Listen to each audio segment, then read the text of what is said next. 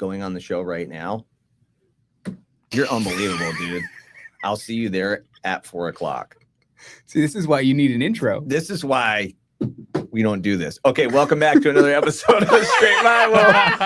The Spurgeon sermons. We're in the Spurgeon sermons. We've actually talked about this for a long time, doing like book reviews or sermon reviews from like great men of God and great preachers from the past, just to kind of bring them to light to the modern people. I'm glad I read this one. That's what the library was always about. That may or may not have fulfilled its purpose, but that's why we created a library, was to make modern people more aware of like the old-timey preachers. Oh, I see. It's like you're building icons and statues of these old-timey preachers, but in a library. I thought it was for blessing the that. Republican Party. That's not what the... That's what they were doing just before. Far from that. Okay, that's fine. All right.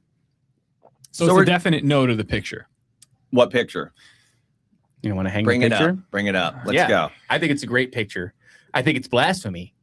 Depends on the definition. But it's well done. Oh, making pictures of God? A lot of people do think that's blasphemy. Well, it's not God. To do any kind of picture supposedly of God or statue of God. Yeah. A lot of people fall in that camp. Can we put this up idolatry. I'm kind of neutral on it, to be honest. Like if you do a picture of Jesus on the Emmaus Road, you know, he's walking with two people, I'm like, yeah, that's kind of chill, but I get it where people are coming from. Well, you don't like when they make him out of little rubber. No, that's just a mockery. Now he's a dog. What about these though? Do you like this? Okay. All right. Yeah. I see. Okay. Yeah. Check out the legs on that baby. Accurate. Wow. Yeah. David does be having nice legs. Well, yeah. The one thing how you know this is not actual ortho art is the baby is proportional. Yeah. Well done. Yeah, like it's proportionate. This is actually good. Yeah. Can we hang this here in the what about outside of the I don't see why not, but that leads us into an intriguing discussion today, which is Spurgeon on the Jews. Okay. And how this came about was because Spurgeon had said a quote about the Jews. Took it out of context and said, look, these guys missed it. And we're just going to read that actual sermon where that quote came from. That's a good idea. And get the context of the entirety of the sermon. But it's intriguing because the ortho thing, what's really intriguing today is the Jews is not really a spiritual issue today. It's a political issue. Like you see people running into Orthodox, and we're finding out that's because they hate the Jews. Well, they're also worshiping like Moloch. And I actually got accused today of Jewishness. Ever since I started hating the Orthodox, he's like, you stopped talking about Zionism ever since you started hating the Orthodox. They can't have that. They can't have that. You have to turn your brain off.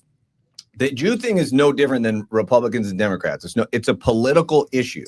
And I'm guessing if did the pendulum swing too far with so-called Republicans and Democrats that I guess since 2020, people were like, I don't want to live under Democrat rule because those are the ones that lock you in the house. They make you wear the mask. They mandate the injections, things like this. How does the powers that be bring this thing back to some kind of balance? Because they have to keep it at 50-50 and not just 50-50 divided, but 50-50 where whoever's on the other side is not just wrong, but a monster. Oh, you make the Republican Party support Israel no matter what. What topic could they bring to the table that could bring that balance back? And it's intriguing. You're actually 100% right on that, and I hate that. And the timing of it is incredible. What if the forces of darkness that rule over America are how do we bring the hatred back and divide the people back? This is the ace card. The Jews is the ace card. It's such a ham-fisted ace card too, right? Because it's so obvious to me. To most people look and are going, dog, what are we doing? Are you serious? You really think gonna that's do most that? people's disposition? Most people that kind of understand. Yeah.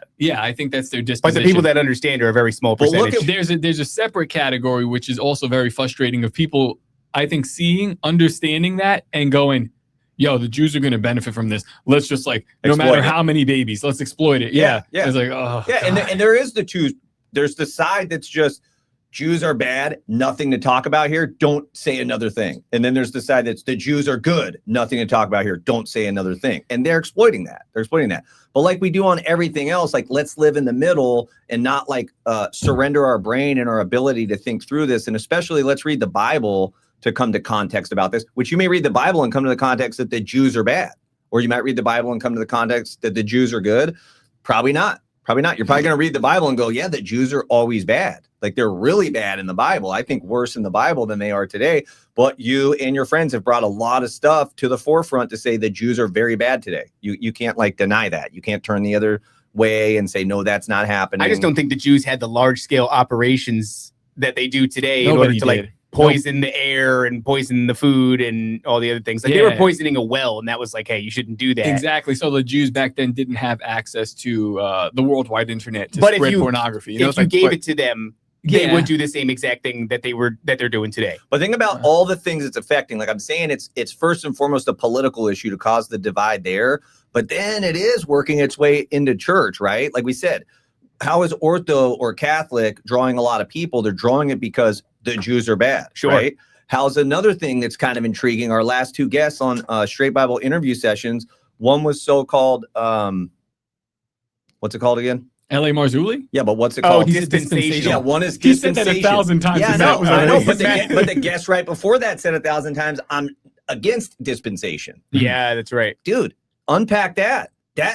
Both of those camps revolves around the Jews. Dude, both of those doctrines at the core of it is the Jews. Yeah. It's like now it's like getting into everything, bro. Do you see how both of them are wrong, though? No. You think L.A. Marzulli is right? I'm not saying that, but I'm not saying that the other guy is wrong or right. I'm not going to lie. When you try to tell me what a dispensationalist is, even though we've talked about it at length on Nephilim Death Squad, I can't even absorb it. I just don't think the definition's right. The definition is, it means that there's like these different periods of time. But a non-dispensationalist says, yeah, there was different periods of time. That's where I'm confused about. That's like, exactly, yeah. If I don't know why that's God the deals word. with us differently throughout different periods of human history, I would say yes. And if you go, that's what it means to be a dispensationalist, I would go, okay. No, that's not what it is. No? That's what I'm saying. So the definition of that is weird. Yeah, no, he was saying, yeah, because I said there was a time period where God said, go into the promised land and wipe out all the people. It's like God's not saying that today. It's like the term Zionist, which means that if somebody's a Zionist, the correct definition would mean that they think that Israel should have its own home. It should have its state, and it's not like a bastardization or an illegitimate child of this land. It has a right to its own land. That's what Zionism means. But when somebody says, I'm a Zionist, they're saying, I would, if I had a marker, I would sign this bomb that you're about to drop on kids and celebrate it. Is that what it means to be a dispensationalist? No, but it's the same correlation. Like you see what I mean? Yeah. Like when the guy came on, William Blesh, we had him on from WB. He was in. Don't say he that. was in Israel. The guy that was living in Israel. That's right. Yeah, he was a Zionist. He goes, I'm a Zionist. Yeah. And the chat goes, I can't believe Top didn't rip his hair out. Right. You live in Israel. You should be a Zionist. You should think that you have a right to be there. That's what I'm Israeli saying. nationalists. This topic has been brought to the forefront to where people can't use their mind about it anymore. Mm-hmm. That's all. I'm not saying you're wrong to say the Jews are bad. I'm not saying you're wrong to say the Jews are good. I'm saying don't lose your ability to think through this. Sure. Because in the same way that like it's become the political thing for a divide, now it's becoming a church thing for a divide, and that's the ultimate reason that it's at the forefront. And it does always bring me back to this place where I'm like, how is this place the size of Rhode Island, like at the center of everything, unless the Bible's true? Like it's like, how is this nation? So you're a dispensationalist. This is crazy, man. Well, dispensationalists are Christians who believe that God divides human history into distinct administrative periods called dispensations. But non-dispensationalists say that too. Okay, so there's more to it. It's one of those things where it's like Jew is both religion and racial. So they hold to a literal interpretation of prophecy. Okay, cool. And maintain a strict distinction between Israel and the church. Those are three distinct I think a lot of people think that. Most dispensationalists view history as composed of 7 sequential ages. Okay, that's where it might get weird, though. Such as innocence, law, and grace. Who knows about that? Okay, maybe you think but to say Israel's a nation and the church is the church, I think that's accurate. Those are two different things. Innocence, they're talking about the garden. Yeah. The law, we're talking about Moses. Right. God is dealing with people differently. Grace, this is like pre-flood, post-flood. Then they're talking about pre-Jesus. Then they're talking about when Jesus comes and afterward. Now we're dealing with millennial reign, yada, right? There's all different eras. So core beliefs, different eras, Israel versus the church. But the reason there's camps revolving around this is just for the purpose of division. Like why can't some people hold those views, some people hold different views, and you still just talk through it like humans? Instead, it's got to be divided into these camps. The problem is that like the main core of this group is starting World War III. Yeah. So it makes people a little bit hot under the collar when they're talking about it. Okay, now what do you guys say when this happens? You go, I'm going to push back on that a little bit. You're going to push back on that. I would argue that like whatever the church is thinking or doing is completely 100% irrelevant in light of politics. The politicians are going to do whatever they're going to do.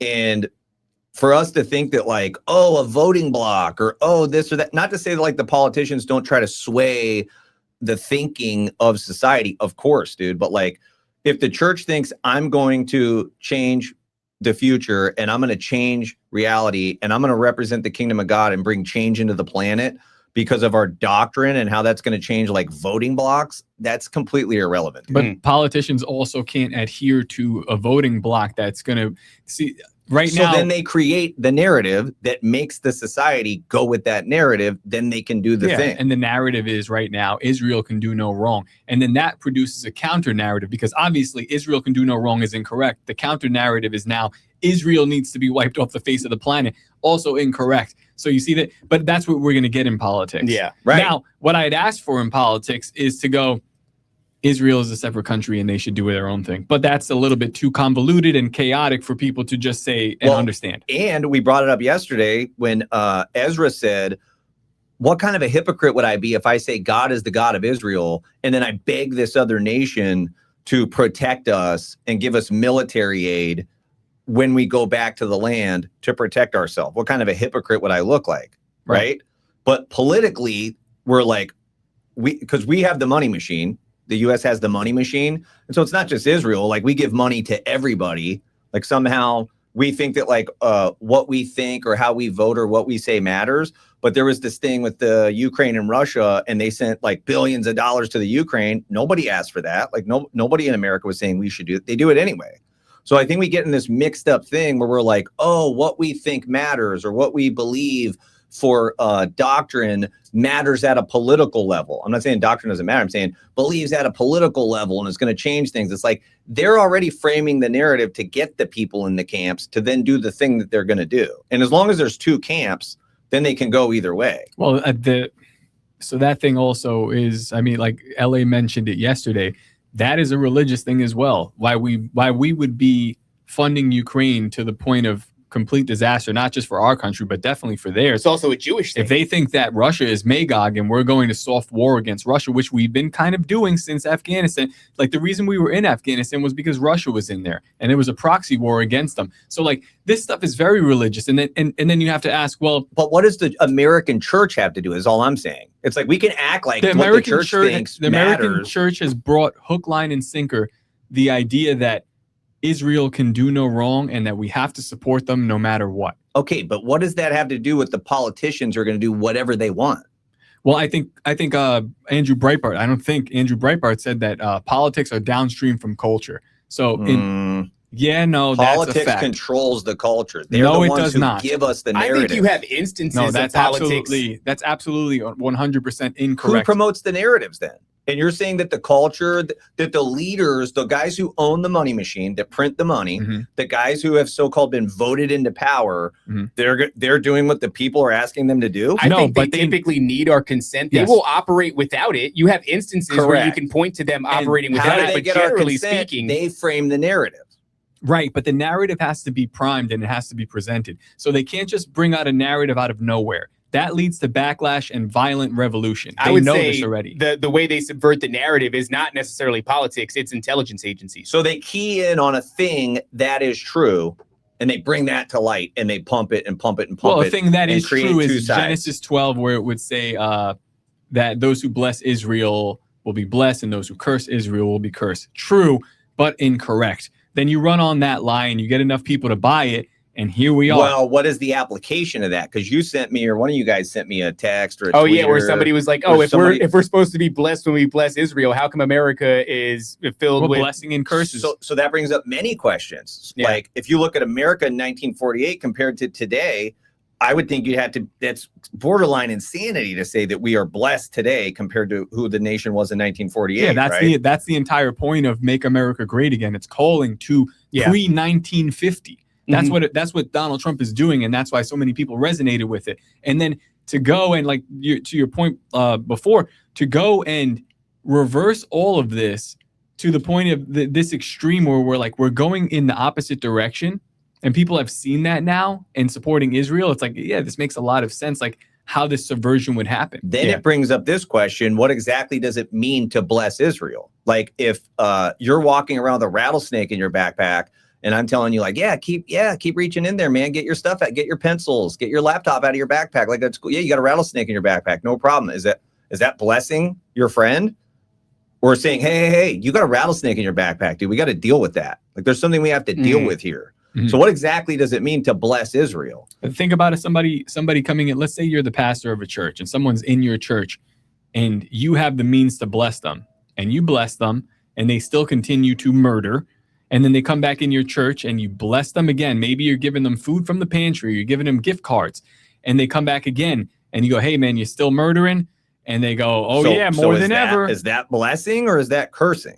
That's cursing somebody. As a matter of fact, I guess that's what I'm saying. So this whole narrative is just gone. Well, I want to let's talk about let's talk about what Spurgeon. Yeah, dude, I only have till 3:40, so let's go. Because Spurgeon is dealing with this also like 100 years before today. He's early 1800. What was Spurgeon, like 1830 to 1890? I think was his lifetime. He's not even dealing with the pretext of modern day Israel. He's not gotten the Bolsheviks or any of that shit going on yet. A lot of these guys lived in a mindset that like Israel couldn't be back in the land until the millennial reign. Like even old commentaries will say that. It's like it's not even possible. Like it's not possible that on planet Earth you could gather the Jews that they haven't had a homeland for 1900 years, and somehow like we could gather them all back together and give them their own nation again. A lot of people are like, that's not even possible. So that's the context, and this should be an interesting sermon. This is why I wanted to go through this. Well, that's not even really the context. No, but that's the context of the time period. Yeah. Okay. Yeah. In which that quote was drawn. That was drawn from somebody on Twitter. And I forget exactly the nature of the quote, the exact quote, but it was something like... Let's unpack it. Let's unpack it. O house of Jacob, come. Okay, the name of this sermon, it's Charles Spurgeon. And I know that was like a long backdrop about the Jews, but really, I would like to get into reading the old school sermons, dude. I'd like to do this maybe on a regular basis where we read some Spurgeon or some G. Campbell Morgan or some Watchman Nee or whatever. All right. So this is Spurgeon, Walking in the Light of the Lord. You can pull it up. It looks like he preached this on April 4th, 1880 is when this was preached. Okay, wow. O house of Jacob, come ye, and let us walk in the light of the Lord. Now that's Isaiah chapter 2, verse 5. It's just one verse. And watch how these OGs can unpack like one verse. It's wild. And he'll reference a bunch of other verses, but they'll preach a sermon from just one snippet of a verse. So here's Spurgeon. We may regard this invitation, first of all, as addressed to the Jews. According to the preceding verses, the Gentiles are to be brought in, and it shall come to pass in the last days that the mountain of the Lord's house shall be established in the top of the mountains. Yeah, wait a minute. Let's read that because he references the verses before it. I can go ahead and read it right here. So we'll just read. This is Isaiah 2, verse 5. I'll read chapter 2, verse 1 through 5. The word that Isaiah, the son of Amos, saw. So this is like a vision, if you will. This is the word that Isaiah, the son of Amos, saw concerning Judah and Jerusalem. And it shall come to pass in the last days, put that in your back pocket, that the mountain of the Lord's house shall be established in the top of the mountains, and shall be exalted above the hills, and all nations shall flow unto it in the last days. And many people shall go and say, come ye, and let us go up to the mountain of the Lord, to the house of the God of Jacob, and he will teach us of his ways, and we will walk in his paths. Another passage saying that God will teach us, right? For out of Zion shall go forth the law and the word of the Lord from Jerusalem. And he shall judge among the nations, and shall rebuke many people, and they shall beat their swords into plowshares, and their spears into pruning hooks. Nation shall not lift up sword against nation, neither shall they learn war any more. O house of Jacob, come ye, and let us walk in the light of the Lord. So that's the context. Now, if people would say... He's talking about the millennial reign. Right. Sure. But if people would say this has already happened, like in John, it talks about the Holy Spirit will teach you directly, and that's the context of where they'll teach from Jerusalem. Okay, that's a fair understanding. Or they'll just say this is all not literal, but well, in my limited understanding, that sounds like the pilgrimage that everybody's supposed to make to the millennial kingdom. Sure. And because it says in verse 4 that there's no more war, It's like, okay, I don't know any time in human history, I could be wrong, but I don't know of any time in human history where like the war stopped. No, there's always war. Okay, so this looks like what we would call the millennial reign. Mm-hmm. Just seems reasonable. And this is pre-Jesus as well. This is cool. Yeah, this is Isaiah's like 700 years. This is the same dude who said the Messiah is going to be born of a virgin, right? And the commentators in that day, they also said, oh, that can't be literal. That's not possible. Like somebody can't be born to a virgin, and then come to find out it was literal. That's what LA was talking about the other day. Like it says they'll be born in Bethlehem. It's like he literally was born in Bethlehem. Like a lot of this stuff. But come literal. Out of Egypt, and it's like, well, he came out of Egypt. Yeah, crazy. Okay, we may regard this invitation first of all. We may regard this invitation first of all as addressed to the Jews. According to the preceding verses, the Gentiles are to be brought in, and it shall come to pass in the last days that the mountain of the Lord's house shall be established in the top of the mountains, and shall be exalted above the hills, and all nations shall flow unto it. And many people shall go and say, come ye, and let us go up to the mountain of the Lord, to the house of the God of Jacob. And he will teach us of his ways, and we will walk in his paths. For out of Zion shall go forth the law and the word of the Lord from Jerusalem. And he shall judge among the nations, and shall rebuke many people, and they shall beat their swords into plowshares, and their spears into pruning hooks. Nation shall not lift up sword against nation, neither shall they learn war anymore. Then after that, finding the Jews still alienated from God,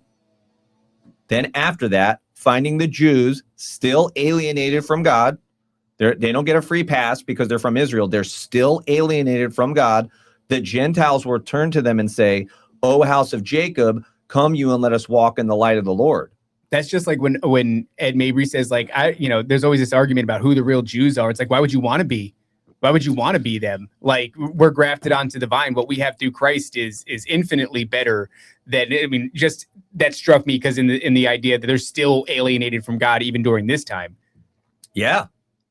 This is during the 1,000-year reign. But this is where people would look at this and say, God has a covenant with a natural people, a nation, a nationality, specifically the descendants of Abraham, Isaac, and Jacob. He had a natural covenant with them, and it revolved around natural blessings and curses tied to health, wealth, the prosperity gospel. Basically, it's basically like the covenant with the Jews, large families, productive land, etc. And now he has a spiritual covenant with a spiritual people that's not from any specific nation. It's a spiritual people called out of all the nations, who it was always about. Even in Isaiah, this is what it's saying. It's pointing to the Gentiles, saying like the Jews were just the conduit, if you will, to bring forth the blessing to the nations. They were not supposed to corral it and monopolize it. Now, in a measure, this prophecy has been already fulfilled.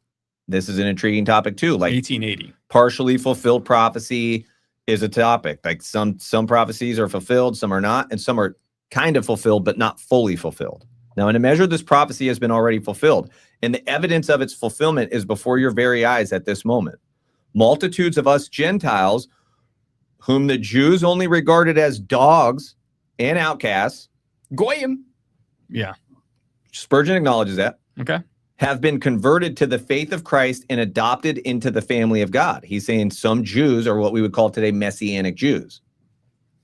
This is in the 1800s. And some of them were converting to Christianity. So now, my brethren, we ought to have very great tenderness of heart towards the older branch of the family, the seed of Abraham, the house of Jacob, the children of Israel, who for the most part still reject our Lord Jesus Christ and remain outside the pale of his church. A Christian is the last person who ought ever to speak disrespectfully or unkindly of the Jews. We remember that our Lord belonged to that race and that his first apostles were also of that nation. And we regard that ancient people as the very aristocracy of mankind, tracing back their pedigree to those before whom the mightiest kings might well veil their faces and bow in lowliest homage. For I reckon that to be descended from Abraham, the friend of God, and the father of the faithful, is to have a lineage higher than that of any of the princes of the earth. So, obviously very clear. Spurgeon is not dealing with the modern day definition of what a Jew is within the context of what they're doing on the world.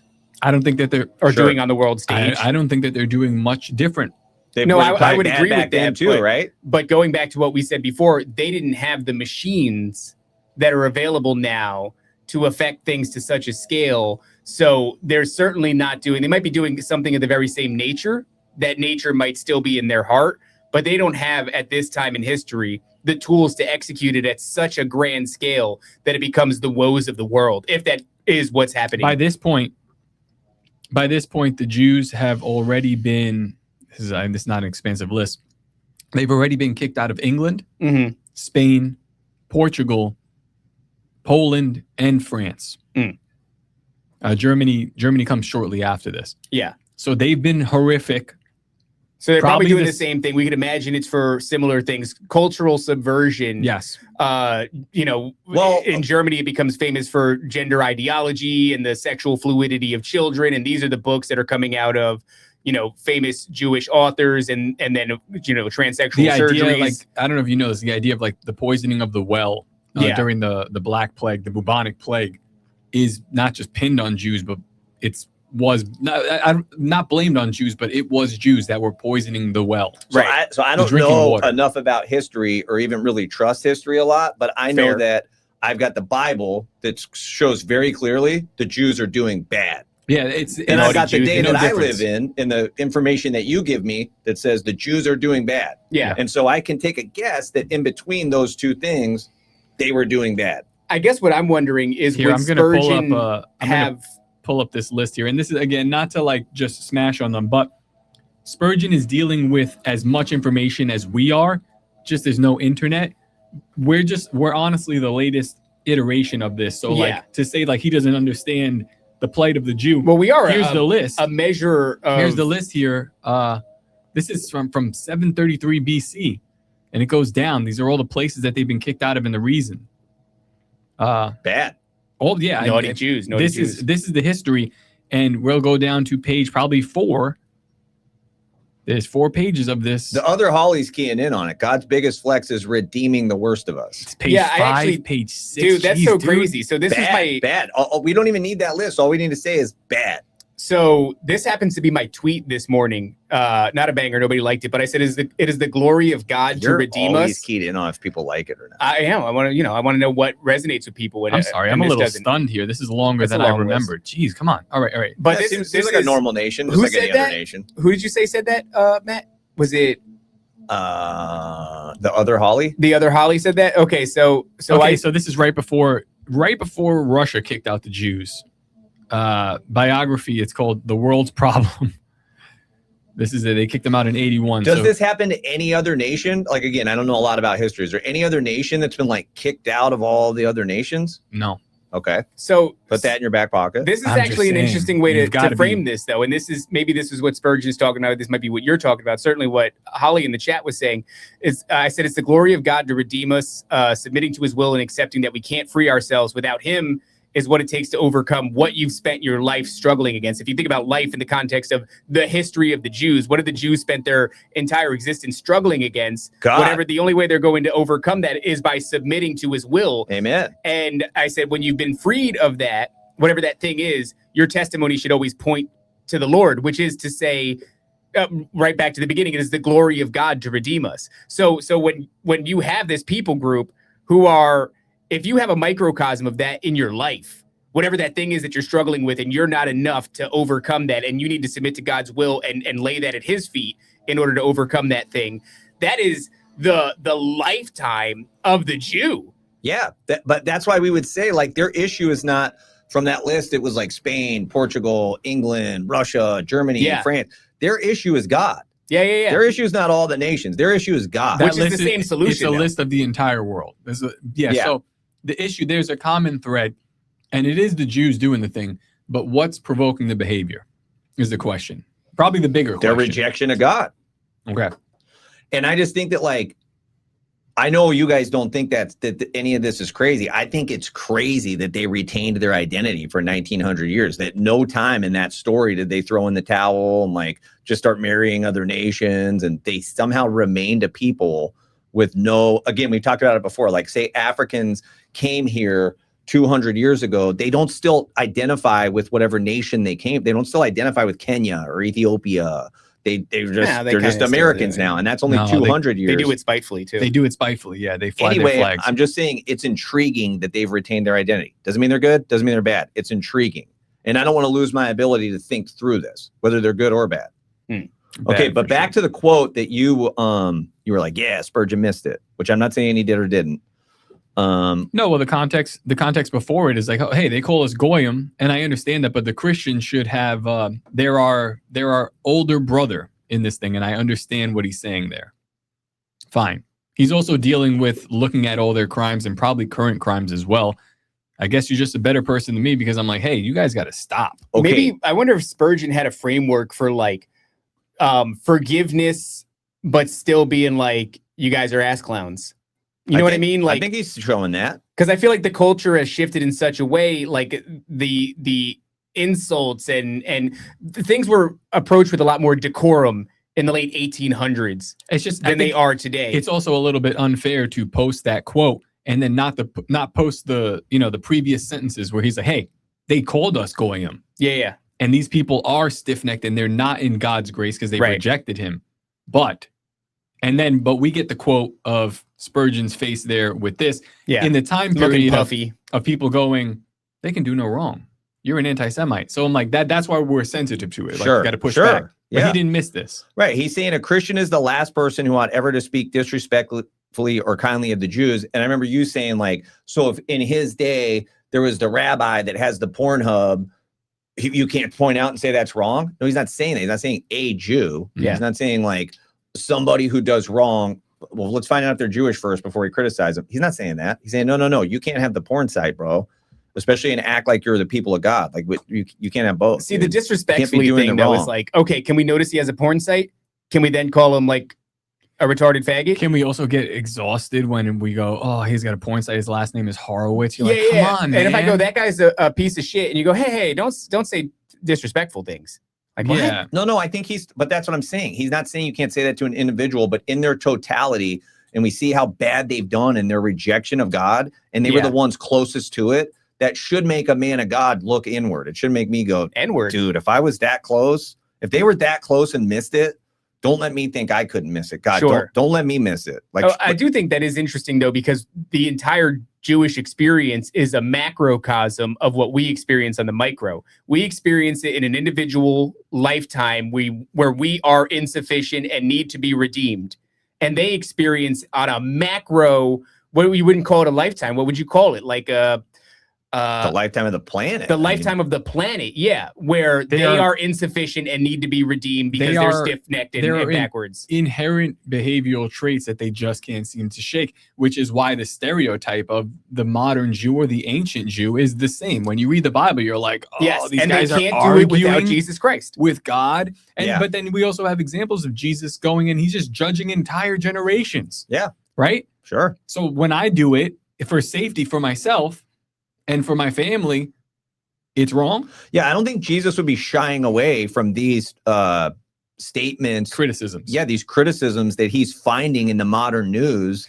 He wouldn't say, oh, no, they get a pass. He wouldn't be doing that. He'd be pointing that out and saying that's bad, right? But we are in this time where it's frustrating because there's a lot of, I'm not saying that even Spurgeon is doing this, but I'm saying, like, let's say the Christian Zionist church is going, no, they get a pass. The Christian church. As many children as it takes. Why would the 501c3 system be getting, they're not getting anything else right? Why would they be getting that right? No, touche. Well, because they're being, so, all right. Well, it's not just that. It's also politics, as you pointed to before. So we're seeing it on the political spectrum. But the politics and the culture is being swayed by the church in a way because America is Christian.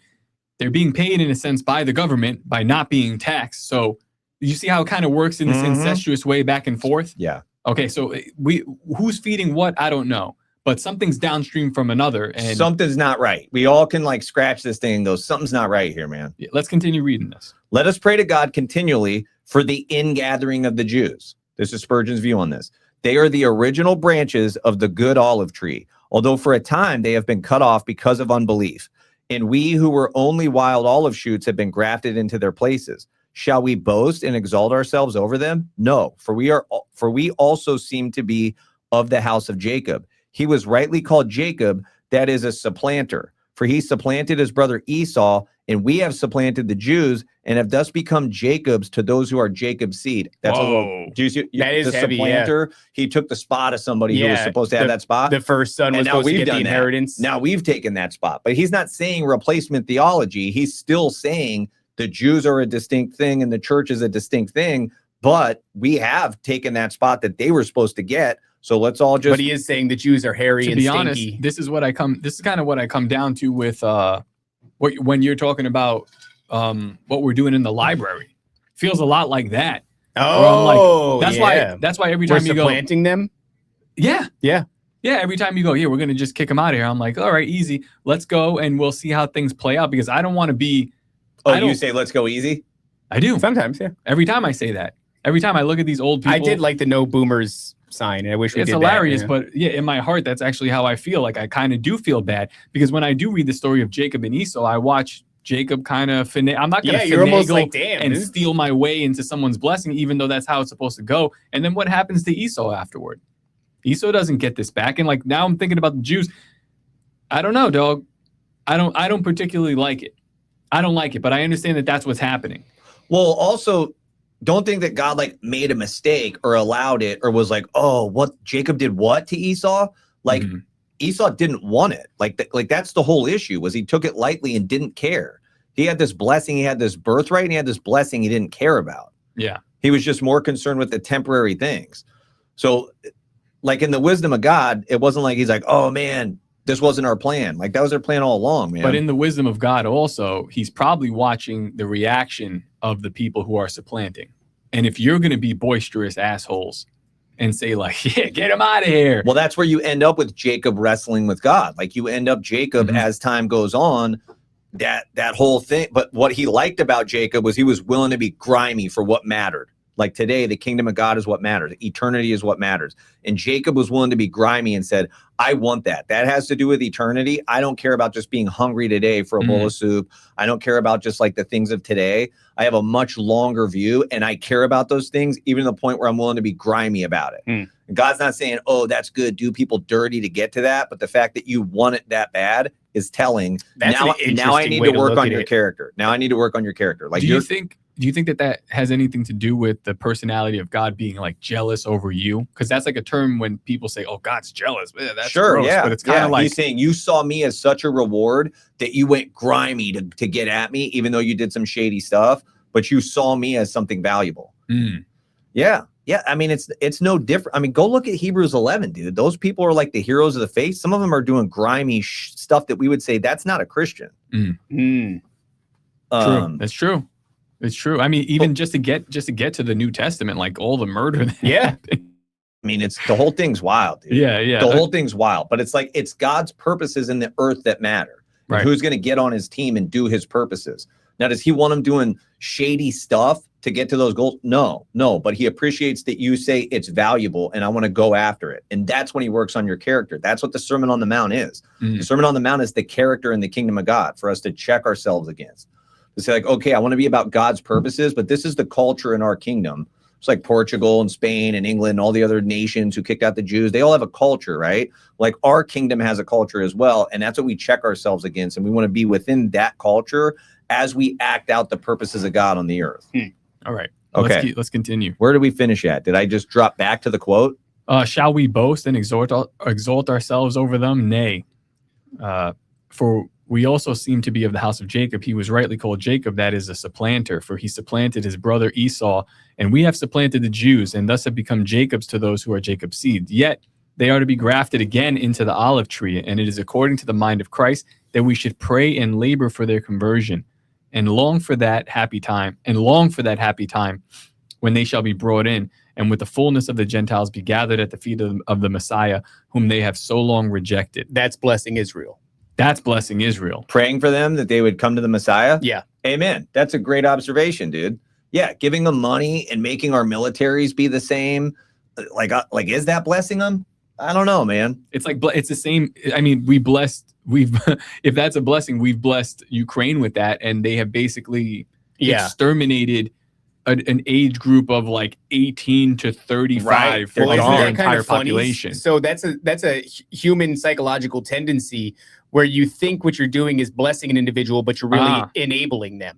Right. And you see this over and over again. A parent whose child has a drug addiction and they just keep coming to them and asking them for money, and their bleeding heart just keeps facilitating the very thing that enables their drug use. You're killing your kid. You're killing your kid, or anybody. You have a friend who's in need and they won't get up on their own feet, and you provide them with X, Y, and Z, and then all of a sudden you find yourself in that cycle over and over again, and you have to stop and ask yourself, am I the reason they're suffering now, or part of it? It's even weirder though on a worldwide scale, like you don't think the powers that be know that principle? Like they should know. Sure, but it's not just that. It's that it's just, this is how shady the game is like, we're giving this money because to those who bless Israel will be blessed. Well, what about all the money we give to all the other nations? Like, this is what's almost comical about it, is like, I bet if we got a list of the amount of money that America gives to all the nations, probably on give planet a lot Earth, to the Italians. We give money to every nation, dude. Remember we were reading the thing yesterday where they were taking money to give it to another nation. They were taxing their citizens to give that money to another nation. Rand Paul does. But we do that to all the nations. Rand Paul does an annual Festivus thing. It's called the Festivus for the rest of us, where he complains and he pulls up the list of all the money we give, like gender studies in Afghanistan. We're studying rats in Africa for whatever reason. It's like, that is true. That is true. But the way it's done is like secretive.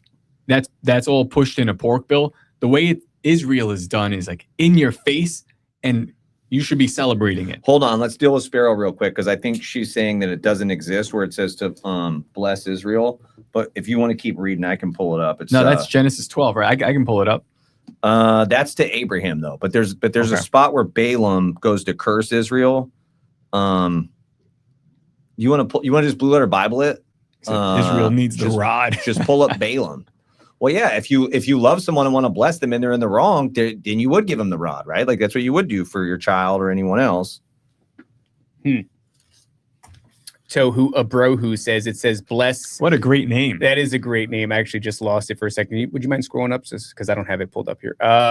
It says, bless you, Abraham, and your offspring through his seed, who is Christ. So that's the blessing to Abraham. Well, Jesus is the fulfillment of the blessing. Galatians 3 spells it out. Sure. And not just that, but Abraham had tons of descendants. Not that, like, Israel is specifically the line of Abraham, Isaac, and Jacob. Like, God refers to himself as the God of Abraham, Isaac, and Jacob. Numbers 22:12. I think this is what we're looking for. Okay, this is where Balaam goes to curse them. Yeah. Hold on, I'm going to pull this up here really quickly. It says, and God said unto Balaam, thou shalt not go with them. Thou shalt not curse the people, for they are blessed. And Balaam rose up in the morning and said unto the princes of Balak, get you into your land, for the Lord refuses to give me leave to go with you. This is when he goes anyway, right? Yeah, but that's the passage that people pull up that say that, like, not just the descendants of Abraham, not just as it says in Galatians, blessed through Christ, but that this specific people group, this is the 12 tribes, this blessed is Israel, they've come out, they are cursed, they are not blessed. Mm-hmm. Sorry, they are blessed, they are not cursed. You shall not go with them, you shall not curse the people, for they are blessed. I thought there was somewhere where it says that I can't, maybe I should have pulled this up, but I didn't realize that was going to be like a thing of contention. Well, let me see here. Okay, the Amorites. Should have known better. If it's about the Jews, it's going to be a thing of contention. Well, if it's about the Jews, it's most of the Bible. Yet so again, princes more honorable. All of those idiots are the words of Balaam. Follow up with that on another episode. Well, go ahead. You go ahead and keep reading on that. Okay. So here we go. Let's pull this up. Boom. The Messiah that they've so long rejected. Having said this, which was necessary to explain the text, for we must never forget the literal meaning of any passage of God's word, even when we are fully justified in spiritualizing it. I am now free to speak of the spiritual seed of Israel, for to them also this message comes. O house of Jacob, come ye, and let us walk in the light of the Lord. Here is first an invitation upon which we will think for a little while. And then, when we have thought of it, let us accept it, and let us endeavor now, and throughout the rest of our lives, God helping us to walk in the light of the Lord. Part 1. First, here. First, then, here is an invitation. When a man receives an invitation, he naturally inquires from whom it comes. So, we observe, first, that this invitation comes to us from those whom we have ministered aforetime. What does that mean? I don't know. Let me go back to it. Where are you at? And the next We're on part 1. First, here is an invitation. Okay. When a man receives an invitation, he naturally inquires from whom it comes. So we observe first that this invitation comes to us from those to whom we have ministered aforetime. But for The literal seed of Jacob had kept God's lamp alight in the world. He's talking about the Jews and other nations, just like Israel's a nation. Other nations had seen that light, and it afterwards turned out that those very nations which had been enlightened by the Jews said to them, O house of Jacob, come you and let us walk in the light of the Lord. He's talking about the church, because the whole context of this is that the millennial reign, if you will, the last days, some future event, that we will be saying to the Jews, O house of Jacob, come you and let us walk in the light of the Lord.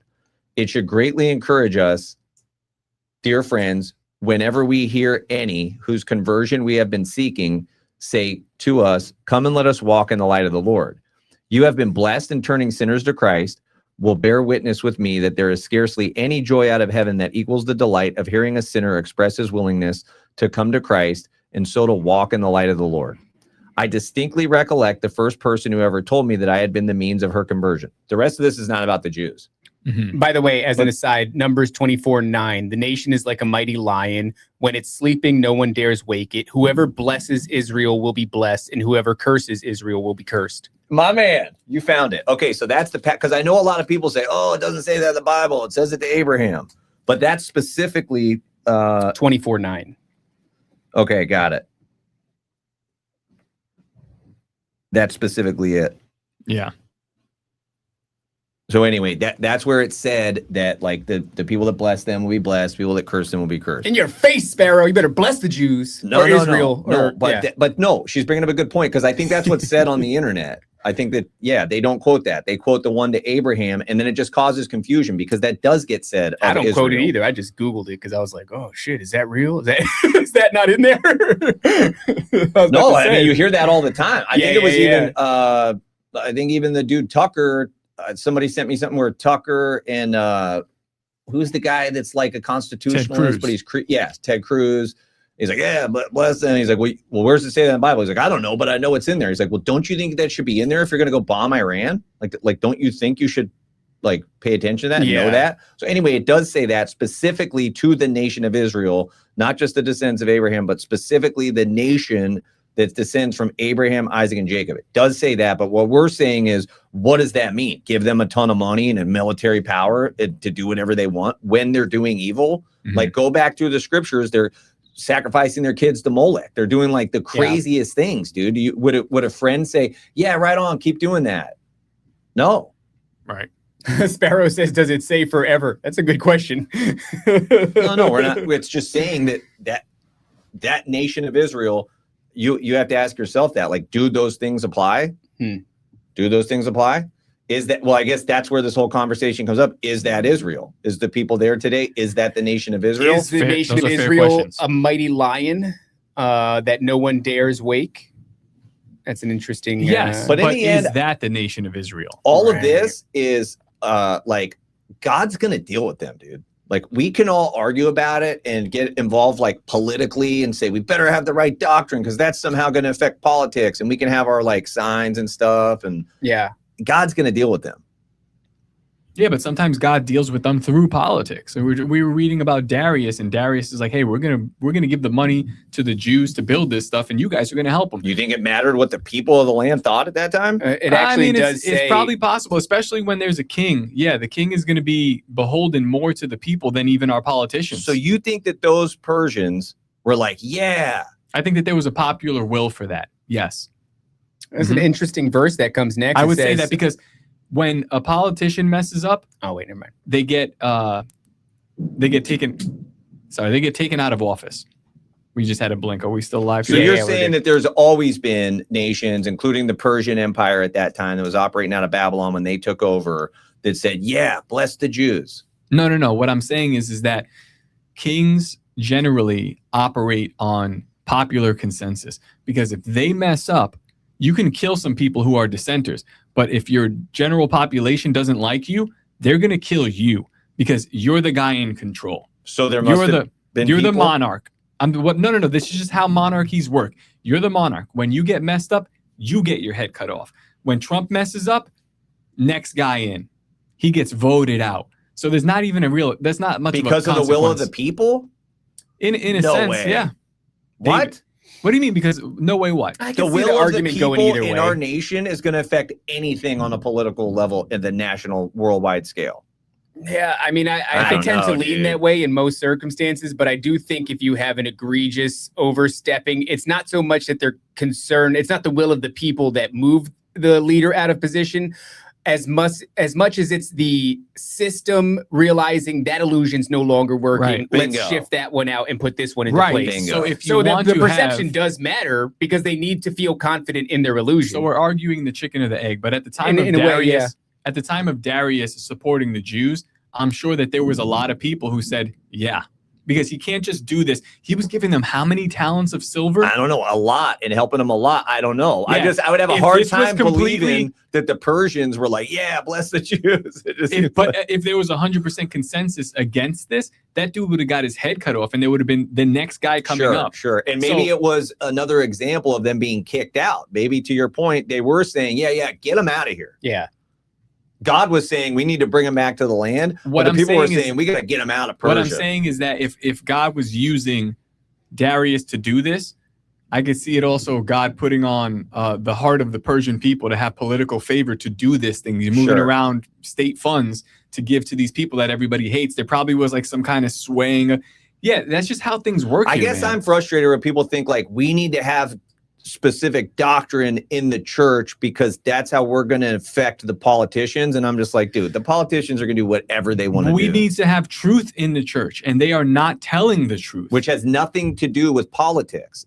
Like that's not our goal. Our But goal it influences the politics. If Well- you told the truth, if you went straight Bible in the church, the politics, everything downstream from that, like what people would be doing outside would be vastly different. Sure. Which means like, all right, let's say you eliminate like OnlyFans culture and all this other toxic crap and reality TV shows die because the church was actually making movements in this society. Politics would look different because politics has to react to what the people It would are, have to play are a wanting. sneakier game, like It a would- much better game. It's not what they want. Yeah. But it's what they have to do. It's like, oh, everyone's moving. Yeah. You see it in the Now they populist can movement. move fast and loose, and they can shovel all the slop in your face. But if we were, Well, no, I mean now they're not. So Trump is a populist, and people, you were going to his rallies. People liked what he was doing, but when it Yeah, comes you down loved to him. it, like even right now, people don't like what Trump is Why doing. did you say that? You were going to his rallies. I went to one rally because they came in the coffee shop and invited me You and gave me loved the him. front row seat. I You was in loved the him. front. I'm just saying, I would have went too because I I sat was there and prayed you the entire invited time him in to the your front food row. forest. No, I was swept up in that 2016 movement as well because I thought, I'm like, yo,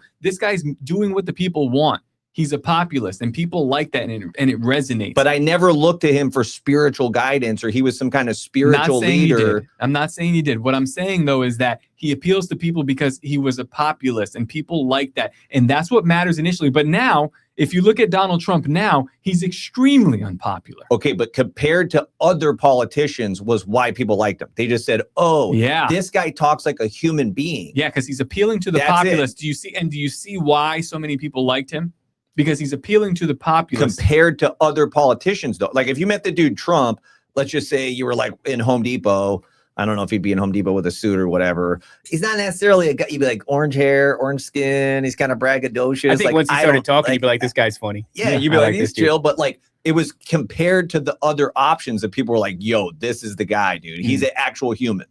Well, yeah, I mean, this is why Mitt Romney couldn't win. Because he wasn't a he's- real human. He's not a real human being. So I'm saying there's an aspect to that, and that aspect comes with the populace. You kind of have. I know you're saying they are going to do what they want to do, but this is a useful tool. If you Right. have You need any the hopes in playing a long game, you do need to submit somewhat to the sway will of the the population. But were people just onto the game so bad that they were like, we got insert Trump, because the people are onto it now. We have to put a real human in No, there. I don't If think we so. just keep doing this whole thing where everybody's like nothing behind the eyes. They're not real people. I think they gave us shit so that we would yearn for that. That's my personal Yeah. opinion. I think that was, but I mean, you have to give us shit within a measured way that's not going to have the populace come and eat your flesh. Right. Here's the problem now. We're at a critical juncture in the game where the most popular guy, the populist, the guy that everybody resonated with, is now doing things that people, let's just say the Epstein files. And I know we don't care about that, but him going, this is a nothing burger. But meanwhile, it's like the biggest thing in the world. And him still saying like, well, we don't really care about this stuff. This is nothing. And then the files are coming out and people are reading and they're going, wait, you're worshiping Baal and eating babies. And he's going, don't worry about it. It's extremely unpopular. And we're at a point in the game where they don't even care. That's why I'm kind of concerned about it. I'm like, oh shit. Like, it was, they don't care about us. They ran on this whole thing of like, gonna show all this stuff, not gonna start new wars, gonna get the Epstein files, gonna tell you what happened to JFK, gonna tell you what happened with Fauci, gonna do all this, gonna do that.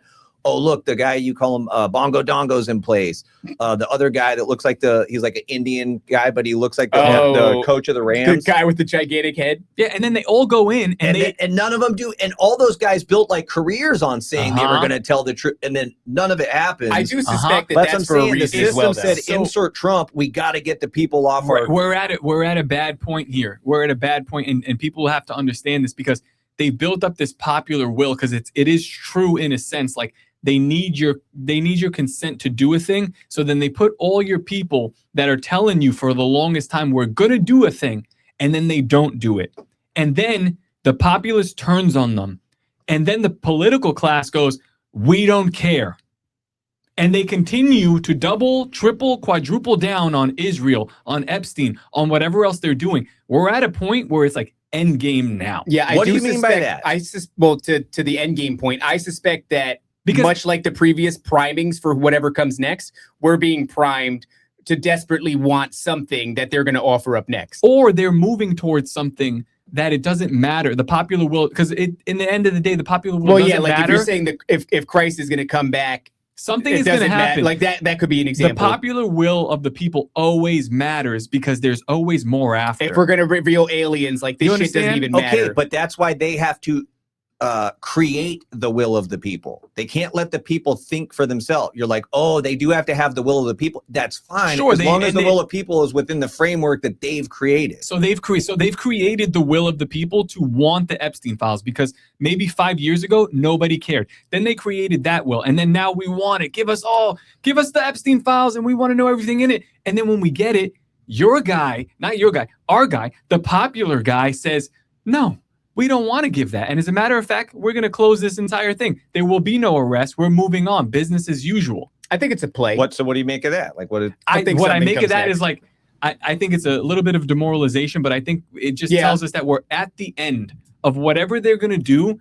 It doesn't matter to play out it doesn't matter to give us the good slop anymore. Yeah, because when we're talking about getting the will of the populace or whatever involved in it, I do think the next story. They bought a little time with Trump, but it does really matter. I don't think they bought a little time. I think it's part of the story because if you pay attention to it, if you zoom out, this machine that manufactures the thing that you're talking about, populist consent and all these other things, it's huge. We talk about it from 1947 and on. It probably stretches back before then. The amount of effort it goes back to King Darius. Sure, like, that machine existed back then, and it probably was working. But the sophisticated angle of it now, that's been financed, that's been fine tuned, that's been a pullover from the Nazi regime and all these other things. It's been invested in so heavily, not just monetarily, but the lives of people that have gone into it, the psychologists who have created the thing around it, the occultists who have poured all their loot into it. This thing is a great deal of it it's almost all geared at manufacturing our ideas of reality. So It does matter. It does matter, or else they wouldn't be dumping all this money into it. Hollywood wouldn't be propagandizing us. MKUltra wouldn't be a thing that the CIA was so interested in. Like this, the opinion of the populace does matter, and a great deal. The point of that whole tangent there, because we should continue to read this, was that we can keep going with this, dude. I don't think we're going to finish this whole thing today, so we can talk. We could keep going with this topic, dude. I think it's a relevant topic. It ties into all this stuff. I'm just saying, at that time, I think I'm pretty sure, 100% sure that there has to be a political will, and there has to be a populist movement of the people to have given the Jews this, and that it has to be inspired by God. God had to have made that happen because it's nonsensical otherwise. Oh yeah, sending a strong delusion to those who don't want to see the truth, and everything that we see now is nothing new under the sun, right? Making them believe, for who knows, for whatever happened, whatever reason, it was like Jews are good now, and everybody goes, okay, King Darius said that they're going to give them a lot of money and they're going to build their stuff. Is like, sure, okay, fine. But maybe it was the Jews are bad. Get them out of here. If Darius, whatever, give them our taxes, get them out. Maybe it was that. It could be that. But what Top is saying actually makes sense if you, once again, just look at history in the way that it's cyclical. it plays in the same loop over and over again. It gets more grandiose as we move forward in time. We have more funds, we have more technology, we have more influence, more propaganda, but everything is sort of a small version of what we see today. I'm also asking, like, how do you know we're not supposed to be saying, like, hey, please notice that, please notice this, because maybe things have to move in a certain direction. Maybe God is making this very obvious. Maybe the devil has made this very obvious, but maybe God is also making this very obvious in order to move. Like, it. What do you mean this? That the Jews are bad? Yeah, I don't know. Whatever political he's movement. not in heaven going, oh crap, didn't see this coming. No, but I know, is it but biblical that we're supposed to tell the truth? Yeah. And like critique the world, say what we see. I don't think at the very least we're not supposed to sit there and lie and not say anything. My thing has always been, I'm incredibly grateful for your fact finding and your friends fact finding on how bad the Jews are. My only thing has always been, let's balance that with what the Bible teaches about the Jews, so that we have this balance with like everything coming through the Bible. We know that, and we are grounded in that. Yeah. And now we add in the modern day knowledge of and information from the internet that's very clear that the Jews are bad. But let's balance that with the word of God and make our decisions based on that. And let's not lose our ability to think over this, because that's one thing that's really crazy, dude. As you start to bring this topic up, blood starts shooting out of people's eyes and they lose their ability to think. You even got a little touchy when I brought up that passage about Ezra and that there was a foreign nation taking taxes from their citizens to give it to the Jews to go back the land. I saw you getting a little like this, and I get it. It's the same shit though. Same shit. Nothing new under the sun. Yeah, that's why. But I wasn't getting antsy. I'm kind of like laughing. I'm like, yeah, same shit. So let's not lose our ability to think about it. No, that's been huge. That's been huge in this, because I wasn't, grounded in the Bible the same way a year ago or anything like that. But I was noticing the Jews, and then that context, the greater context of the history of the Jews and the history of the Bible is like, okay. Yeah, Panda's reading like from Genesis, and if I'm guessing she's probably in like Kings or Chronicles right now, and I know she's on the scene, but I'll bet that her view of the Jews, I'm not saying it's changed. I'm not saying that it's changed. I bet you she's got a broader understanding of the story of Israel now that should be had in light of current events with Israel. Yeah. That's all I'm saying. That doesn't even mean if people say, yeah, but it's not the same ones. No problem. I think it really helps if you look at them. Like I said, like we in our own lifetimes are wicked and sinful. Yes. And if you look at them as a much bigger representative of your own life, just across the scale of history. She's already in Isaiah. You go, girl. Nice. She's a much faster reader than I am. But yeah, if you look at the Jews as a much bigger scale of your own life, it's a microcosm. Well, you're a microcosm of the Jews. I know you are. That's what we are, right? We are a microcosm of the Jews. We're living the Jews' history. We also cannot. We can't just look back and go, oh, that happened before, so must be happening again, because the devil knows the Bible better than any of us. And if you wanted to make this happen and say, watch this great excuse, these idiots are going to let me do it. It's like, that could be what's happening as well. I don't know. So I guess that brings us back to then, what is the application? Like we have this information. Mm-hmm. What's our interpretation of this information? And then therefore, what's our application now? Okay. So let's keep reading. Let's see what Spurgeon so we're out of the Jews. He's done with the Jews. He's already. Me too. Okay. One more little small observation. Yeah, let it rip. What's up with the tiny hats? I'm a wicked sinner and a retard. Scripture. Right? Is this yes? Okay. If I was alive on if I was some immortal dude who was here from whatever 2000 BC, yeah, go ahead. And I'm effectively 3,000 years old, 4,000 years old, whatever. The atrocities that I would have committed in all of that time would probably be, and if there was thousands of me, in other words, like I'm just expanding on that idea of I am a microcosm of the Jews. If I was alive for that long, and if I had that many of the same minded people, millions of Davids, you'd be doing a lot of bad. How many hot dogs? Hot dogs wouldn't even be, all the hot dogs would be for the new Israel. That is my Israel. Nobody else would get hot dogs. But like the atrocities that I would have committed in that time frame, if there was thousands of me and we were all of the same spirit. Yeah. I don't know, but I like it better that you're just a person who lives 120 years, not 3,000. Yeah, dude. And you do bad. I do bad, and then hopefully I figure it out and I come to Christ. But some of the worst, like one of the worst stories I can ever imagine has ever happened on planet Earth was the Jews represented by Pharisaical system of that day, the system of their day that said you must come through us for salvation. You must go according to our traditions that are not the word of God, but there are traditions, right? That's what Jesus was beefing with them about, was saying, you teach for your traditions like it's doctrines of God, but it's not. It's just your traditions. They're saying, yeah, but you got to come through us. That group, ruled by those people, by that people group, said, as Jesus is on the cross, let his blood be on us and our children. I don't know of any worse act like that's happened in humanity. Like, I don't know. They were the ones that, like, it wasn't Mexico there at the cross. Like, that didn't happen in Mexico. God was like, yo, don't, bless them, don't curse them, because they're going to do it themselves. So what is that? Then what happens to the fate of the Jews after that? If you're putting the blood of God on your own hands. I think you just read it. I think you just read 20 pages of all the nations they've been kicked out of and all the other bad. And sure, they've been experiencing a lot of curses. You killed God, and God still keeps his promise with you, huh? Well, now that's a loaded statement, because his covenant with them has blessings and curses. His covenant with them isn't just blessings. It's if you do this, it's what is it? Deuteronomy 28, 29, 30, somewhere in there. If you do this, you're blessed. If you do this, you're cursed. And it looks like he's kept that with them. Yeah. It includes the curses. It's a two-sided coin. It's not just, hey, you're the people of God, so here you get everything you want. It's like, no. Now it comes with a very strict adherence to the word of God and to who God is. And as you break your side of the covenant, he says, okay, now you're getting the curse, because that's what I told you you're going to get. Yeah.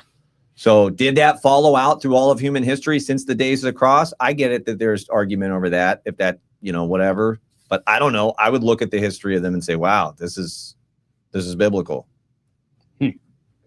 All right. I want to read some more Spurgeon. And okay, we have to wrap in a timely fashion, so we got another 20 minutes. Okay, it should greatly encourage us, dear friends, whenever we hear any whose conversion we have been seeking say to us, come and let us walk in the light of the Lord. He's saying, like, dude, imagine if you're preaching the gospel to somebody and they respond to it and they say to you, come on, let's walk in the light of the Lord. You who have been blessed in turning sinners to Christ will bear witness with me that there is scarcely any joy out of heaven that equals the delight of hearing a sinner express his willingness to come to Christ and so to walk in the light of the Lord. I distinctly recollect the first person who ever told me that I had been the means of her conversion. I remember the little cottage in which she dwelt, for she was a poor woman who resided in an obscure village. Her testimony was to me the sweetest music I had ever heard, with the exception of my Savior's voice when I myself was saved by his grace. I felt then that I must go on preaching, for this was a seal set to my commission, for which I blessed the Lord day and night. I can recall at this moment the intense delight I had in listening to that good woman's cheering words. I do not know that I have had so much joy over any score of converts since I had over that first one. That is a very natural feeling, What a fuss is generally made over the first child in a family. So is it with our first converts. We do rejoice exceedingly over them. Let me ask you a question, Matt. So when you bless the Lord, what does that look like? I mean, the context of that word is like blessed, like when he says, blessed are those who mourn, blessed are the poor in spirit. The context of the word blessed at the meaning of that word is happy. So to bless the Lord, I would look at it as to be happy before the Lord, be grateful before the Lord, worship and praise before the Lord. All those things go together. Worship, praise, blessing. We're blessing the Lord. Could it also be within the context of we're called to serve, and what are we doing when we serve? We're doing the Lord's will. Yeah. So executing the Lord's will here, your will on earth is blessing the Lord. Yeah. Right. Because if you talk about things within a physical sense of a blessing, like if something went well for you in your life, you've been blessed, God has blessed you. If you can execute the will of God here on earth, if you can serve and have, God work through you to establish his kingdom on earth, or any of these things, to further the will of God on earth, that would be a blessing to God. I think that the most, the craziest thing about this, and that there's a camp within the body of Christ that believes man doesn't have free will, that God played duck, duck, goose at the beginning of time. You don't have any say-so in that, and you don't have any free will because God is sovereign. How can he be sovereign if you have free will? And I think that takes out the main picture of this, of to bless the Lord is just to say yes to him. And I would say if you don't have free will, that's like a crazy topic to me, because I would argue that's all you have to get to God. Like you don't have any good works you can bring to God. Like all you have is your will to say, yes, God. The word here is to kneel, to bless, kneel, to bless oneself, to submit, to salute. But what is submission? Submission is doing the will of the Lord. To say yes to God. Yeah. I'm not kneeling to Israel. Submit. Oh, okay. So you were talking about blessing God. Now you're talking about how do we bless Israel? No, I'm talking about what we're talking about here, right? If we're supposed to bless Israel, is that the same root word? No, I don't see anywhere where it's saying bow to Israel. No, it's saying, I'm saying that's what the word bless means, because when I say bless, God bless you, does that mean you just sneezed? Does that mean that I gave you $100? Like, what is this? What does this word mean? So when I'm instructed to do so, what do you mean specifically? And I will not do that. I'm not going to go bow to some guy. Well, I don't want to overcomplicate it. If we're talking about blessing somebody, doesn't that also include if you have friends who you love and you care about, and you know that there's a thing that they should have done a couple months ago, and you love them and you want to bless them, you say, hey guys, this is a wrong thing. You should correct this. I'm blessing you. It would be cursing to say, oh yeah, don't worry about it. Right? Like, let's not overcomplicate it. Let's say like blessing is to do good. To impart divine favor, confer life and prosperity. Amen. Or praise God. If you were to confer life and prosperity to Israel, it would be to pray that they come to Jesus Christ. Yeah. Right? Jesus Christ is the way, the truth, and the life. So to confer life and prosperity is to you're going to call them into a relationship with Christ. You're going to let your kids run out in the street and go, oh, I just want to bless them though. Here, matter of fact, here's a popsicle, go run in the street. Oh, coming back. Here's the ice cream, go run in the street. Is that blessing your kid? No. What are we talking? You smack them. You say, get out of the street. Don't ever go on the street again. That would be to bless them. Matt loves smacking kids. Blessed is he. That's what I'm saying. So I just want to look up the root word for like blessed, what they mean by that. So blessed is he. That's barak. And that's the word that I just said, that blesses you. Blessed is he. So it means life and prosperity on those who wish life and prosperity on you. The biblical usage of it means to kneel. So kneeling or speaking well of God to honor his holiness. Okay, that's praising God. Yeah, I don't know. Blessed are the poor in spirit. I don't think it means kneeling are the poor in spirit. But that's different. That's dealing with the Greek. I'm dealing with the Hebrew here. You know what I'm saying? I don't know. This is something that we need to look at. Okay, kneeling may be a element of that word, and maybe there's multiple words for blessed in Hebrew. I don't know, but yeah, I wouldn't get hung up on it. I would just be like, I'm not getting hung up. I'm just saying I'm not going to do that. Yeah, I'm not going to give my kid an ice cream to go run in the street and tell him because I want to bless you. Mm-hmm. Still, dear friends, however many spiritual children God may have given to us, all whom we have been the means of introducing into the kingdom of Christ are very precious to us. And when we hear them say, yes, we will go with you, for we perceive that God is with you, we will walk in the light in which you are walking. We feel greatly encouraged, and we resolve that we will persevere in such blessed service. This is the reward of our labor for the Lord. This is the harvest that the husbandman who sows the seed for Christ desires to reap. If you have never had this joy, work on till you do have it. If you have had it, I need not tell you to work on. I think you never can leave off such blessed service. I remember well the story of a man who died some years ago who had saved a young man from drowning. And after rescuing that one from a watery grave, he seemed as if he was insatiable to do the same thing again and again. I think it was 8 persons he rescued, one after another at Hull. He would stand by the dock in a dangerous place watching that he might be at hand in case anyone fell into the water. He died at last in the very act of saving another person's life. Wow. He seemed to be carried away with that passion. In like manner, I would have all the saints of God encouraged as they bring one and another to Christ. Don't say saints. To consecrate their whole time and strength to this divine pursuit of bringing men to the Lord Jesus Christ, a work which might fill an angel's heart and which did fill the Savior's hands. Do you see why I'm saying it's tough to go back to regular 501c3 church if you read Spurgeon and stuff? Yeah, this guy crushes. It's just on another level, dude. It's just from such a different mindset. Why are you smiling like that? Who's smiling? Top's doing it. He's doing that sneaky. You know, he does that sneaky smile. No. He does. Puerto Rican. He does crush. He does. I was just looking at some pictures of him. Wait, but I saw you get He's a little tied funny up with the looking. whole saints thing, right? Like that's how the David. word saints is used biblically, dude. I mean, it's believers. we're That's all it canonically means. saints now. Yeah, We it's have not the some guy with a hot Orthodox dog artwork. in an artwork, and now he's It a could saint be now. a guy with a Could, hot dog sure, in the artwork. sure. I'll tell you It's why. not This is some why guy with Spurgeon crushed so hard. Because You mean like if he sat on things? no, because he's probably retarded. He does kind of look retarded, He bro. has a little Yo, downsy but he's look to got him. like, you know, That's not a good picture. this is a drawing. Somebody said he said it for a very long time, and this is what they got from it. yeah. He do be talking a little gay. No, he talks good. He's got the best words. I like him. Yeah, Oh man. This guy goes I hard. like him. Okay, Top. So you're right about this kneeling, and I think Raven keyed in on it. It means submission. yes. So to bless God, that's all we can do is say yes to Him, Mhm. and Yeah. that can be me saying yes, God. Whatever it Logistically, that is. makes sense. It means kneeling. It means submitting. But at the end of it, it's saying yes, God. I'm with you. Right. Yeah, We want God's will to be done, but it's very clear that God operates through man. So in order for God's will to be done, we need to submit to him and become the facilitator of God's will through service. And that is a blessing to God. What does that mean for Israel? What do you mean? They're What not does it mean? blessing God right now. I'm just supposed to. Does that mean I'm supposed to say yes to Israel? 'Cause Well, no, I No think way. blessing. Like I think again, that word's getting used in different ways. To bless God and to say yes to God is to assume His nature is always good and correct. So you're always saying yes. But to bless a thing that is an earthly creation Is a different thing, yeah. Or to Then- say, "Blessed are those who are, blessed are the poor in spirit." Yeah. then we're Well, dealing with we different are words.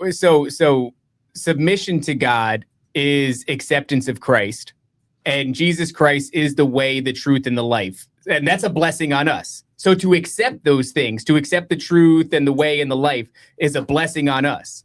So to bless Israel is to pray that they come into that acceptance, and then they're given everything, right? They're given the same inheritance that we have through Jesus Christ. So I don't think it means. I think it's a two-way street. Submitting and blessing God by doing his will is also receiving the blessing that Jesus Christ has provided for us, which is the ultimate salvation, right? So to pray that Israel does the same thing, to pray that the Jews, you're actually praying an unbelievable thing. You're not praying for military success or political influence or monetary, fiscal, this and that. You're praying that they receive salvation, that they receive the truth, that they receive eternal life through Jesus Christ. And in doing so, simultaneously submitting to God and blessing God. That's powerful. And you think that this has just been mangled to make like Republicans believe that, no, that means give them all the money and make them have a military. But really, it's like, no. The true blessing is that we're praying for them to come to know the Messiah. Which is huge. It's the ultimate thing. Everything that you get in exchange for that. But that's what I'm saying is like, if the church has just become a political voting block, then that's all we're talking about. Whereas the church is supposed to be that. The No, church I is know supposed to be that. But again, you don't understand the concept of politics moving downstream from culture. The church is supposed to influence culture. I know you don't. The culture of the kingdom. And if that is influenced, then politics will look a lot different. It doesn't matter what the church would do in politics. The politics would be responding to what the church has done in the world. Or That's the just how church it can is. just do its thing and like bless its house, bless its neighborhood, bless a little bit bigger, Mhm. bless a little bit bigger than that, and continue to keep blessing in a real life local level. And as the true church does that all over the earth, we just roll with that and the politicians do whatever they want. Well, the fruits, I think, obviously a tree that's planted could bear fruit, and it seems like it can bear different types of fruit. This specific type of tree, like on the local level, the church is great. Like on the membership level or on the person that goes in, you look in there and you're like, if you can get past the repeat after me, I'm like, this is okay. This is pretty cool. It's very nice. But on the macro level, when you take a big look back on it, the conglomerate that is the church, believing the doctrine and spreading that doctrine has influenced politics in a certain way. So in a certain way, the fruit is good. In a certain way, it's really bad. But in the end, the church has just completely lost its way because like I must have been in a Bible study. It must have been yesterday. The dudes were talking about the true church is like You and did your a Bible buddy study without us? Yeah, you and your buddy get together and do a Bible study. We're never invited. Then one of your neighbors finds out, another neighbor finds out, another neighbor finds out. Next thing you know, you got 10 people in the Bible study. Mm-hmm. You got 10 people in the Bible study, 2 of those guys branch away and go do the same thing. When they get 10 people in their Bible study, 2 of those people branch away and do their same thing. And that's how the kingdom of God spreads in the earth. What are they? But whatever the politicians are going to do, that's what the politicians are going to do. Even if it's not in the church, just back here, if you're doing a Bible study, but you're repeating the same talking points about Zionist Israel here or in your house or in a church, what's the difference? It's the culture that you're spreading. But you're saying that's happening because something infiltrated that 501c3 system. I'm saying, what's the guard against that? Do it in your home and let it spread with people in your home. You're What's not the difference talking if about you do it in your home, though? I mean, you could spread the same Zionist propaganda from your home. That's what I'm saying. People do it here. Doesn't matter if you're 501c3 I thought you were saying shielded. that propaganda came in from outside forces that like pushed its way into this big system called. It was just the best way to propagate it, but it could be propagated here as well. But if you keep it localized, it just seems like you could really stop that from happening. If it's the 10 guys that you're doing Bible study with, You need to have somebody. Bob, what are you talking about? Yeah, but nobody's doing that. And You the need to 10 have people somebody. Bible study? Yeah, you need to have somebody that's going to go, hey, I know that this is very unpopular to say, but check what you're saying right now because there's a lot of things there. Listen, you're the guy that does the Bible study, and we've had to sit with you for hours and hours just to convince you a little bit about what we're from our side. Because from the outside looking in, our side looks like intolerant, horrible people. David, am I wrong here? I'm not gonna lie, I checked out for a second, and then everybody's looking at me for confirmation from both sides of this table. No, the Raven always agrees with me on this topic and says Matt's got really good, like, sound views on Israel, that he doesn't have blood shooting out of his eyes on either side because he doesn't take either side. He says, use your brain. Is that what I said? You always say that. And then you're like, don't tell him that, Raven, because then he's going to think it's okay. People are going to think he's not hard enough on the Jews. I'm like, thinking about what is becoming happening? Zionist. I don't know. Just kind of where I'm at these days is like, maybe Stop scrolling on the hot dog thing, Ben. You like I don't, that the no, hot I don't dogs like and that. Yeah. All right, let's keep reading. So the invitation in our text may be looked upon as a great encouragement, for it comes from those to whom we have ministered. But if I read this invitation aright, it comes also from new converts. For according to the context, many Gentiles had just gone up to the house of God, saying, he will teach us of his ways, and we will walk in his paths. And when they had said that to one another, they turned to the Jews and said, O house of Jacob, come you and let us walk in the light of the Lord. I think it is very pleasing when our new converts begin to exhort us and invite us to join with them in special acts of devotion. Yet while it is very pleasing in some respects, it also sometimes brings to us a measure of rebuke. I remember how it was with me when in the earnestness of my young heart's affection for the Lord Jesus Christ, I spoke to some of the older Christians around me, and they tried to snuff me out. A liberal supply of wet blankets was generally kept in store in certain quarters and brought into use whenever I went around that way. I survived that operation, however, and now that I am myself getting old, when some enthusiastic young spirit begins to wake me up, I hope I shall not quench his ardor by throwing a wet blanket over him. He's just saying, like, that whole thing of like, stop, dude, turn that the other way. I don't want to see this. What? He's just saying, like, the 501c3 system is nothing new today. Like, as it just becomes monotonous and kind of the same thing over and over, people don't like the new guy who comes in on fire. They go, listen, I was on fire when I was your age too. Like, you'll settle down after a while. What was that? Was a quote that you read from Poonen yesterday? What was it about? Having to do with, I think, like the older guy in the church that wants the tradition. I don't even remember. I wasn't here for that one, so I don't know. The older guy in the church that wants the tradition? What was the point I was getting at? The older guy that's going to always prefer the older wine. Oh, okay. Yeah. It's in Luke. What is it? Chapter 5, where he says, like, that some people will say, do not want the new wine. They say the old wine is better. Yeah. Yeah. Like, that's always a thing, dude, is you just get the nature of like religious institutions is it just kind of becomes monotony. And like, all I know is America. But clearly in the 1800s, this was happening in England too. But it's just the same as like when you go to a job. Like, remember when you start your first job, you pack your lunch the night before and you put on your best, you put your clothes out the night before. Yeah. You're all like ready to go to work. You're all about it. Wake up like, early. And then after a while, it just becomes same old, same Yeah, old. that's what we're talking about here. Luke 5:38. But new wine must be put into new bottles, and both are preserved. no man also having drunk old wine straightway desireth new, for he saith the old is better. Yeah, let's not change anything. I'm comfortable. Like, think about it even in construction. Like, why do the villages' houses get done so fast? Because those guys doing villages' houses do the same thing all day, every day. Bang, bang, bang, bang. You work in commercial, like, you got to troubleshoot every job you go on. It's something new. That's how you don't get burned out. But you do like houses that are just the same layouts, same products, Means nothing. Same supervisors, same people over and over and over. And that's still even a million times better than people go in the same office and do that every day. It's efficient, but it also kills your soul. Kills people, dude. Yeah. Yeah, building the same, like they paint the same like 4 colors of the houses over and over and over. Well, probably get really good at it. Imagine doing that in a 501c3 system. If you've been in the game a long time, I remember I was in long enough to where I started hearing some of the same sermons, and I was like, bro, your job is to work 40 hours a week preparing a sermon, and like you've got 52 and that's it. Like, it's just the next year, it's just here come those same sermons. Like, no. And imagine people have been there 10, 15 years and just it's been on repeat.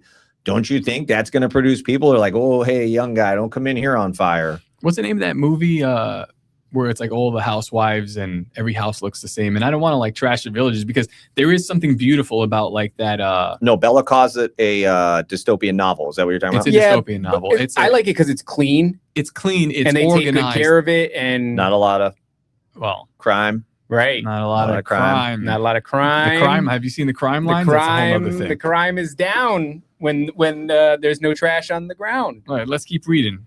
I'm glad that this guy's old ass is feeling left out too. I probably got like 10 minutes. Just okay. All right, well, hurry up. Something else on your screen, dude. What? This is why I don't want to sit next to him during shows. I'm following along with notes. No, you're not, dude. Yes, I am.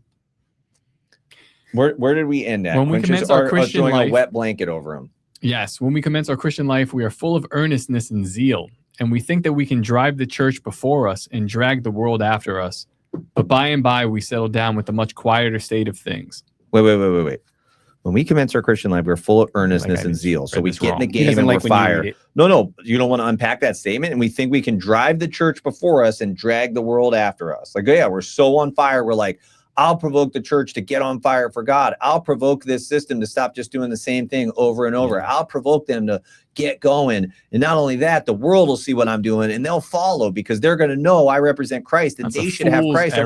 Yeah, but that does happen to people in the beginning. Yeah, like, there's a guy. Man, look what I got. Like, everybody should have this. A guy became a member of the church, and like I do the sound, and he was back there, and then he comes up to me. He's like, now that I'm a member, I'm going to go into the board and I'm going to tell them. Oh, yeah. And I said, listen, brother. Sweet summer babe. Yeah, I was like, this is how you either get kicked out of the church or end up hating it. Yeah. And then you end up hating the church. And if you make that mistake, you're going to end up hating God. And just I was like, shut up and serve. Shut up and serve. Don't worry about the stuff. They're running a business. Mm-hmm. Don't even get involved with that. Stop trashing the church. I'm not trashing the church. I'm just being realistic, because there is that aspect. It's got to be run like a business in a way. You got to keep the lights on. But if you get too involved with this, with that structure, with the 501c3 as it exists right now, you're going to get burned. So what does that tell you?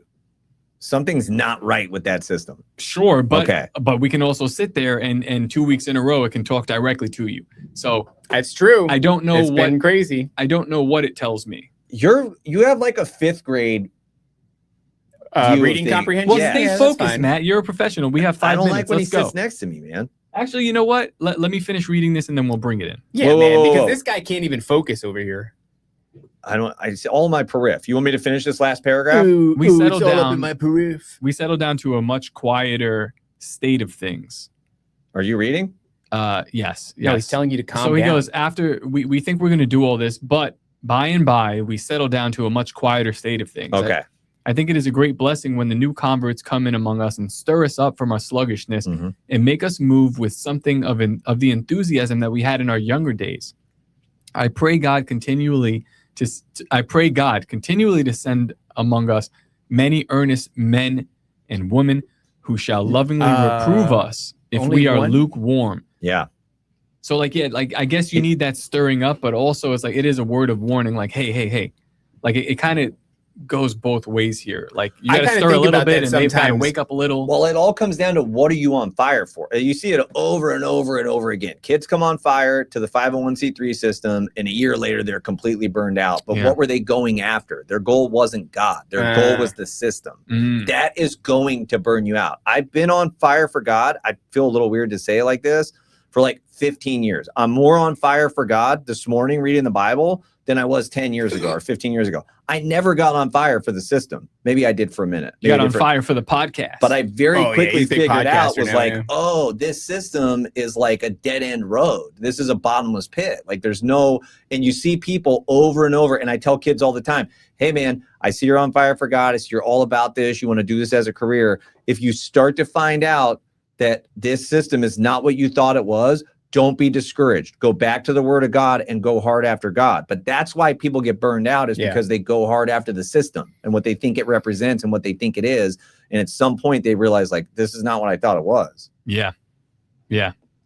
You really do.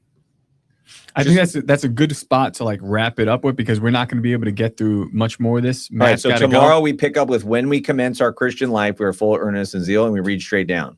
David, we're doing this tomorrow? All right. Do we have a show tomorrow? This show. We got Otis. We got Otis in Hebrews tomorrow. Come on, somebody. Well, and so you're gonna come on, somebody. Stop it. You're gonna go ahead and this will air out of order anyway. So by the time you guys are gonna be watching this, you'll probably have Straight Bible will probably be above 15, maybe even 16,000 subscribers on YouTube, which is what crazy. A big deal. There's not that many, dude. What a big deal. Wait, can you do the thing that you're always saying to do for Patreon? Do the plug to get the people to do the go Patreon. to patreon.com/Nephilim Death Squad first and foremost. I don't care about this other redheaded stepchild show. Why am I the redheaded stepchild all the time? Baby. We have Patreons for both of our show, and both Patreons help us do what we do here. Yeah, more either one often. that you go to, Top gets paid. Are you going to do are you going to do a standard coffee at the Bohemian Grove? No, so the you're VIP night, yeah. Mason will be working. You're not Me going and to Jess bring will be some to working. the main day so all these No. people can have some of the They best don't coffee want in the that. world? If people are coming and they say they want it, then let me Of know. course but they I don't want think it. they What do, kind of silly bro. stuff is that, man? Maybe we'll figure it out. That's right. Okay. If you guys are in the live chat, don't forget Wednesdays. There are it's a members Bible study. Yeah. Maybe we should ask somehow to integrate that into the Straight Bible? the Straight Bible They Patreon might as well. be a little bit disturbed by the NDS Bible study. That's true. Maybe we should keep them separated. I think we maybe should keep them separate because it's a real unique thing. But anyway, there are two different locations that you guys can go to get ad-free stuff from us. Early ad-free, uncensored for the NDS stuff. But it's just a good way to support us. The more you support us, the more stuff that we are able to pour back into this and to make it better. And the bigger the community grows. Hey, to be honest, listen, man. If there's something wrong with the 501c3 system, maybe we cleave to each other. Spent a bunch of money on speakers to do live events here, hopefully, and outside of here, we have a 12 microphone channel Pipe mixer. and drape. We're good. We have plans to put microphones in the ceilings for when we do live Bible studies with a lot of people, so that way it can be like a really immersive experience. What do you think about that? I think you guys have been very lackadaisical to like take the next step into the library, which is fine. I don't want to be Jacob Israel and kick these people out of their blessing. If God is going to do it, then But look, if they're going to squander it, I'll take it. Yeah, I don't care. It's up to you guys. I'm like, it's available if you want it. Like, move into there. But you're like, oh, we're kind of spotty. Maybe we'll do it. Maybe not. But as far I got to tell Panda though, I don't know how to get on the Bible study. It's on some other platform. You just got to get on Discord. I have no clue how to do Yeah, it. you're just really dragging your feet on that. I get it. The community's been asking for you to be a part of it for a while, and I have no clue how to get on the Discord. You just download it like you've downloaded every other app on your phone. Okay, but for real though, we've got to go. Matt, this is technically your show, so you can end it. Can you end it? Look at this expert picture. way that you always do. No. Okay, everybody. Thanks for tuning in. This is Spurgeon on the Jews. You know this one's going to be a banger when it hits the YouTube. We'll catch up with you soon.